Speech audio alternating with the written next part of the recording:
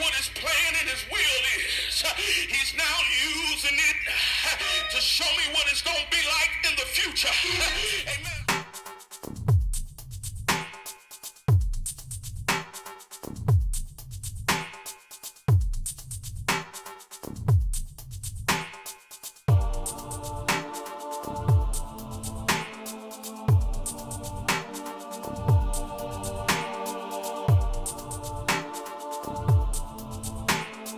I finally dreamed of my father again for the first time in a long while.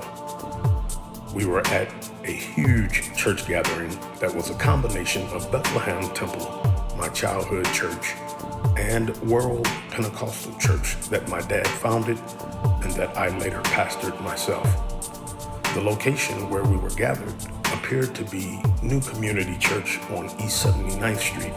That was pastored by the late Elder Carl Johnson and was part of our fellowship of churches in the city of Cleveland. The late Bishop Jesse James was there as well, and the service had ended as people were greeting one another upon our exit. My nephews by marriage, Robbie, was playing the keyboard, and Jeremy was attempting to play the drums as people left. Jeremy was struggling to keep the beat, so he beckoned to me for assistance to help him and show him how to really play the drums. I remember feeling totally exhausted from the long day of multiple services and thinking to myself how much I didn't feel like being bothered, but just wanting to get home. With that said, I proceeded to fan him off with my hand, and I shouted, "I'm leaving."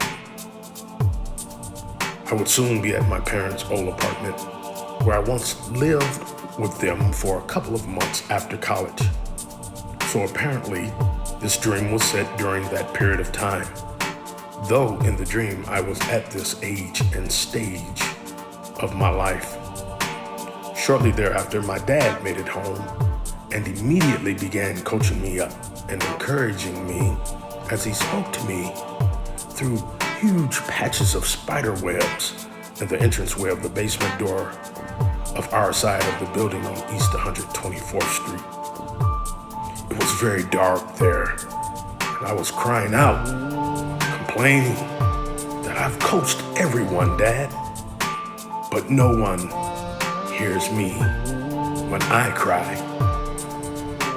I asked him, how come no one ever is there for me or helps me? He approached me from behind the webs with that same look in his eyes before he got ready to whip me when I was a child.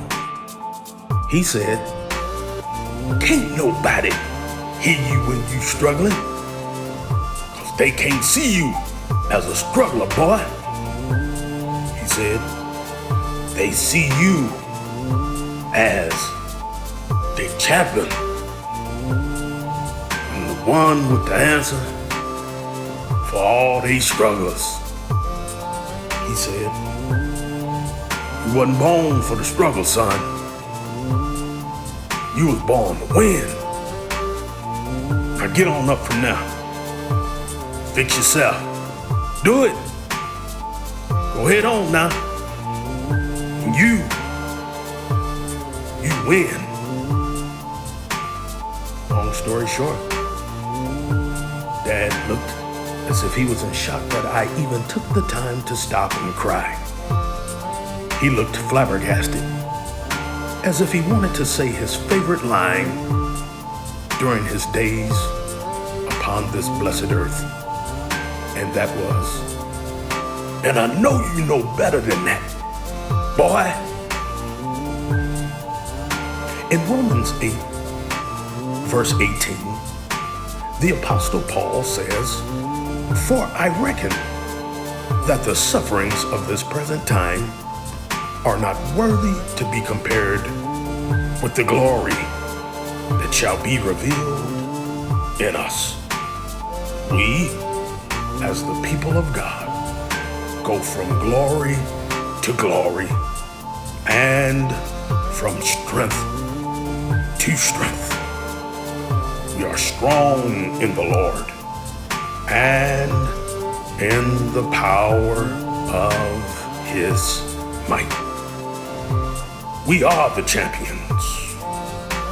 We struggle, yes, but we always will win. And it is